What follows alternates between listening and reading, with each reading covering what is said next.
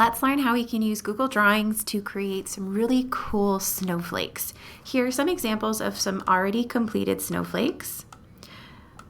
We can notice that snowflakes have 8 points and they are also symmetrical. So if I were to draw a line to bisect or cut this snowflake and fold it in half, it would be the exact same across some lines of symmetry. So first we need to open up a new Google Drawing. We can do that by opening a new tab and typing drawings.new and enter. Now this is a blank Google Drawing. First thing we want to do anytime we start a new file is give it a name. You can add your name to it if you're going to turn it into your teacher. So Google Drawings is pretty unique because the mat that you're working on is actually transparent as of right now. We can always change that later, but we're going to keep it transparent for now. We're going to use a tool called the polyline tool to draw our own polygons to create our symmetrical snowflake. Up here in the toolbar, you'll see the line option. Click on the down arrow next to it, and then you'll see the polyline tool there. Your cursor is now a crosshair. The way the polyline tool works is once you click, it's like you're planting a vertice or a corner of a polygon. And then if I move my finger on my trackpad or I drag my mouse around, I can see that the line is going to follow me wherever I go. Once I click again, it's going to create another corner, and then I have more space to move my polygon wherever I want it. So you could just practice at first using the polyline tool and make sure you understand how those corners work. But what's great is once it comes back to that very beginning, it will close the shape and actually create the shape that you can use. You can click on the select tool up here in the toolbar to get your select bars around it, and this is how you can resize shapes or click and drag to move them around on your canvas.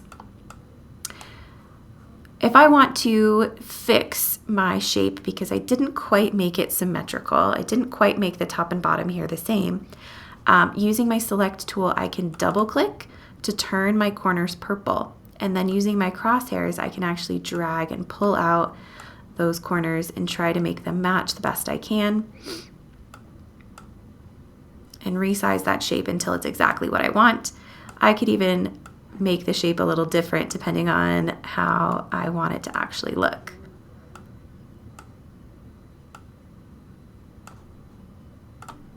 If I don't like my shape and I want to start over, I can just click backspace or delete and it will go away.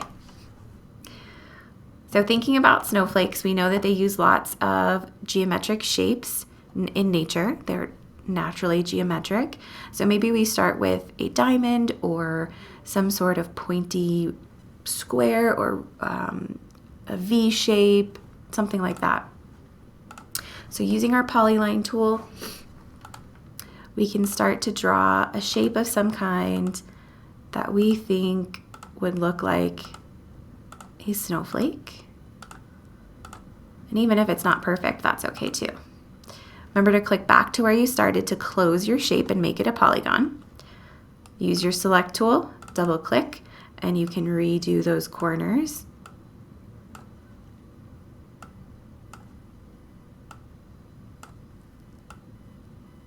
Continue to play with that until it looks exactly how you want it to look. And then we can click on our polyline tool again to continue adding more, knowing that as we layer polygons on top of each other, they're going to create those different types of patterns we see in snowflakes. Use your select tool, double click, and then that's how we can resize the shapes, make them exactly what we want them to be.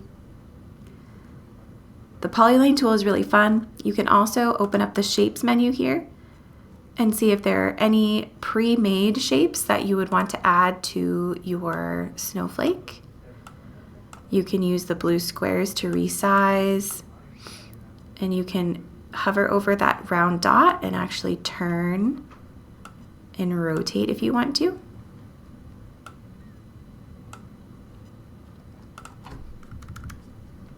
If I click on a shape and drag, it'll be able to move. I can also use my up and down arrow keys on my keyboard if I want a little bit more precise movements. If you notice, I'm moving my shape side to side and a red line will pop up. That's going to help us make sure that the middle of all of our shapes are lined up to each other.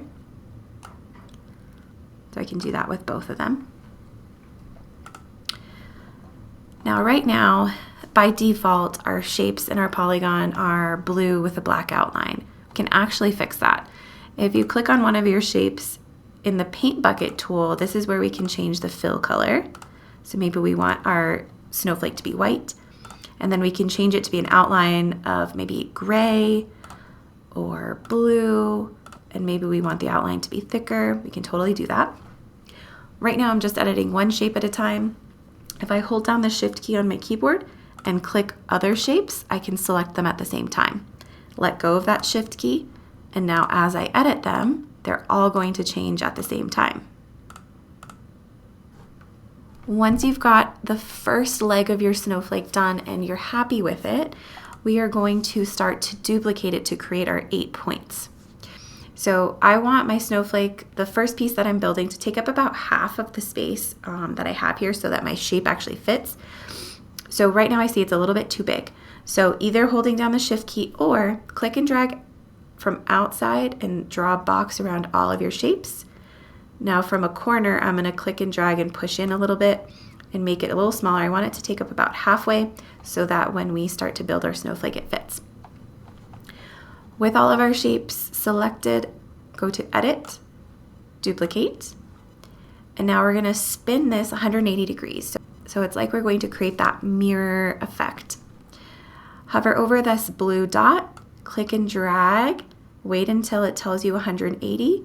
That's going to be exactly the other way. Now we're going to line those things up, use those red lines to help us, and click outside, and now we see that we have the top and the bottom of our snowflake. Now we're going to repeat that same process. Click and drag to select all of your shapes, edit, duplicate. This one we're going to spin 90 degrees because we want our side to side part of our snowflake. Now we're going to resize that until it's in the middle. Now we're halfway done.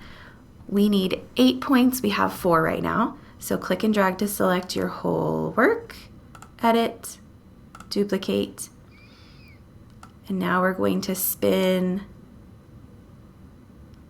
45 degrees and then move that to the middle. And now we have all 8 points of our snowflake.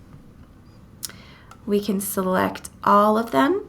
And now we're going to make it so that it's one picture. With all of them selected, go up to Arrange and then select Group. Now it's sort of like you've glued all of those pieces together, and now I can resize them as if they were one picture in and of itself. If you hold down your Shift key while you resize, it's going to keep the dimensions the same and just make it a little bit smaller. If I push in from the side, you can see that I can make mine really small or really big. If I push in from one side or the other, I can also kind of reshape how it looks by making it more tall or more wide. If you ever get to a point where you're like, man, I really don't like what I just did, you can always do Edit, Undo, or Control Z on your keyboard until it goes back to the way you did like it originally, and you can start over. Now that we have a snowflake made, maybe we want our background to be a color. So right click anywhere in the background. That's right click on a mouse or 2-finger tap on your trackpad, select background, and now you can change that color to be something else. Maybe you turn this into a card and you want the background to be blue like the sky and you're going to have falling snowflakes, or maybe you have a different creative idea. That's how easy it is to create snowflakes using the polyline tool and just duplicating and rotating your shapes. Have so much fun creating these snowflakes. I can't wait to see what you come up with.